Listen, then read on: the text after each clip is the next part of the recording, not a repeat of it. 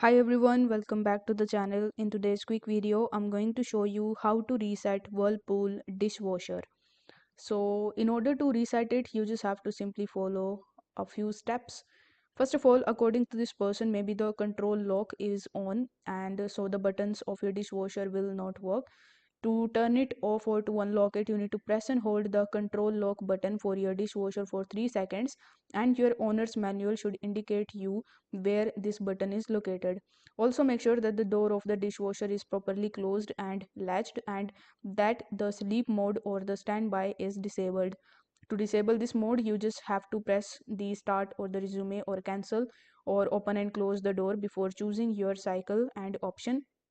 But I believe the control lock is most likely what is the other buttons not to work, so you just have to simply follow these steps and you will be able to reset your dishwasher. Now let's just scroll down a bit in order to find out if someone is telling you a different method, but most probably you are gonna reset it this way. If this video helped you out, don't forget to like the video and subscribe to the channel.